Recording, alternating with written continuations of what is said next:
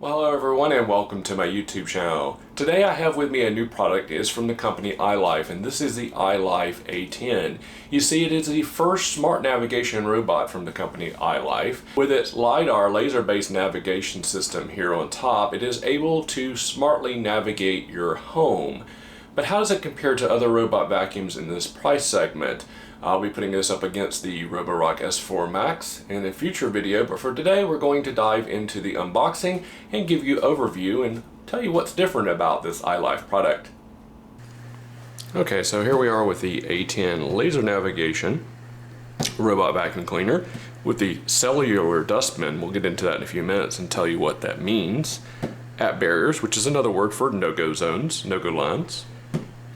Voice assistant, and app control, which is the big news here. You see, all the other iLife robot vacuums are not smart navigation robot vacuums, and while they do have basic app control, they will not let you do selective room cleanings. So let's go ahead and dive into the unboxing. This is kind of interesting. This looks like a base that you would see around a robot vacuum that had a mop attachment to it.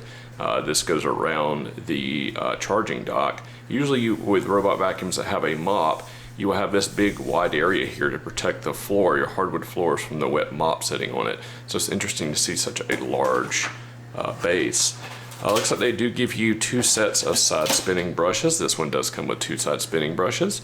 They are color coded so that you can tell which one goes on left and which one goes on right. So it's nice that they give you a spare set of the brushes. Now these are the traditional bristle design brush here, not the rubber end brush like you see on some of the other models like Roborock.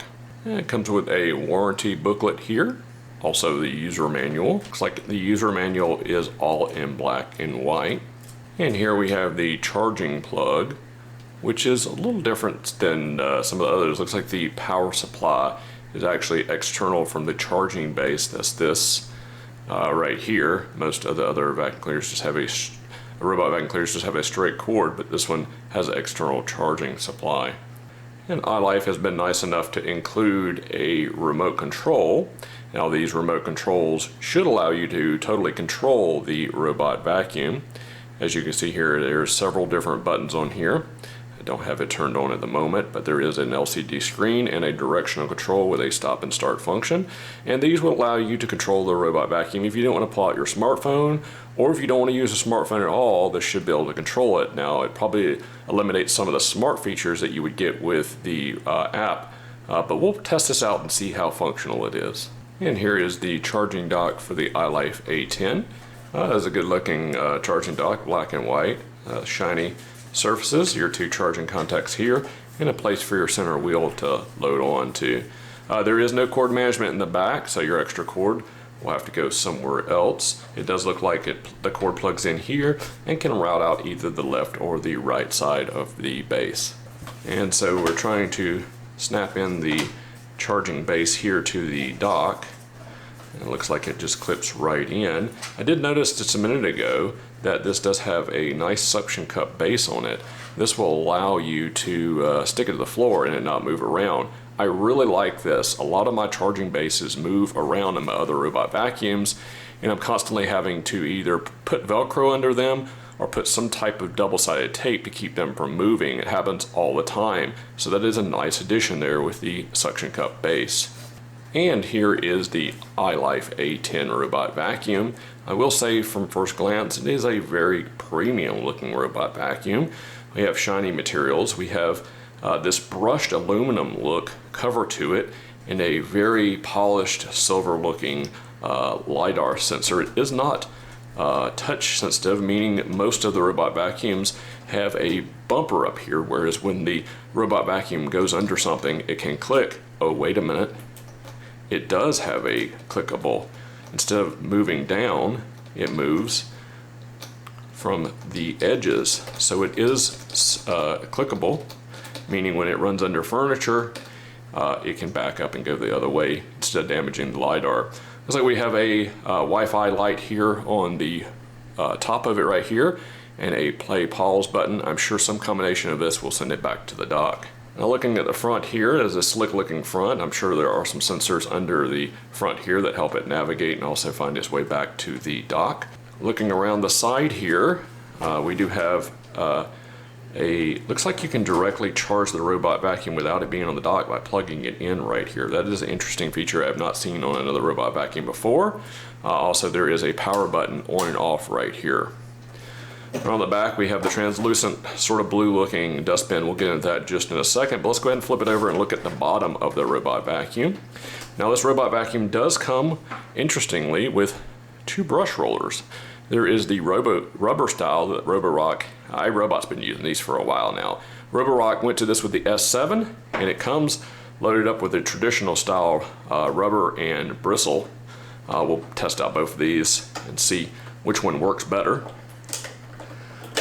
And getting into this, for some reason they decided to put a yellow lid on that. This should just pop right out. It does. Let's take a look at these brush rollers real quick. Did the ends come off? It does not appear that the ends come off of this one with the bristles and the rubber. That's a bit of a disappointment. We'll see how well it keeps hair off of the ends. Now on the rubber style, it does appear it comes off of each end. They are a bit difficult to get off compared to Roborock, though, I will say that. I do think it's kind of interesting that the ends are removable on the all rubber one, but not on the one with bristles. It doesn't make a lot of sense to me. I have pulled and tried to pull these off, and it will not come off. So one of them has removable ends, and the other one doesn't. The rubber one does, the one with bristles doesn't. For me, I'll be using this one unless it doesn't perform very well, because I prefer the one with the removable ends. It makes cleaning out hair a whole lot easier, but I'll be testing both of them to let you know what I think. Now here on the bottom, we're going to go ahead and attach our two side spinning brushes here, and we'll match those up color coordinated. The blue one here and the yellow one. Again, should just snap on once I get them aligned correctly. Now here on the robot vacuum, we do have a front wheel that is black and white. That's kind of interesting. It does feel like the white part is plastic and the black part is rubber. That's kind of an interesting design. I've not seen that one before. Your two charging contacts right here in the front. We do have 1, 2, 3 cliff sensors so that the robot vacuum doesn't go tumbling down your stairs if you have a second or third floor home or a home with a basement. Now your typical suspension wheels here. Does look like there are QR codes, one for Android to set up and download the application, and the other one for iOS. Just scan those on your phone and you can download the application. There is a phone number on the bottom for customer support. That's always nice to see. And that is pretty much it for the overview of the bottom of the robot vacuum. Let's go ahead and look at the dustbin now. Alright, so here we are with the dustbin. First thing I noticed is here on the top, we see a sticker that says do not wash on the filter. Now this filter is a honeycomb style filter, as you can see there. And the internal contents and the design of this dustbin is supposed to help this filter not get very dirty. We'll see how long it lasts in my real world test. Now opening it up, all you do is just pull it apart like this. I did see one other reviewer on YouTube complain that they had to push this down to open it up. That is simply wrong. It just opens right up. This is to detach it from the robot vacuum only. There is nothing to push. You just simply open it right up. So this is what is supposed to protect the filter. This is what iLife is calling the cellular design filter system here. It is an interesting filter design, I will say that. Don't know, there's a rubber gasket here around what looks like almost cone-shaped entries here. This is a larger dustbin for the segment. This is 600 milliliters in size, which is industry leading for this price level robot vacuum for sure. And here is a cleaning tool for cleaning hair off of the brush roller here. You can see there is a rake end. I do not see a razor blade on this that would allow you to cut the hair off. And finally, the last thing in the box, they do give you a spare filter, which is nice since they are not washable. I'm sure this is a replaceable item. We'll see how long it lasts, and I'll report that back to you. Alright, so here we are with everything laid out that came out of the box. Now I'm going to be putting this through paces in my house and putting it up against the Roborock S4 Max for comparison. And so I'll be putting out future videos letting you know what I think about the ILIFE A10. What do you think? Is this something that you would consider purchasing? Drop a comment below. If you haven't already subscribed, I would appreciate you doing that. It helps support my channel. And if you would, go ahead and like this video if you like this type of content. All right, everybody, I appreciate you viewing this. Take it easy, everyone. Bye-bye.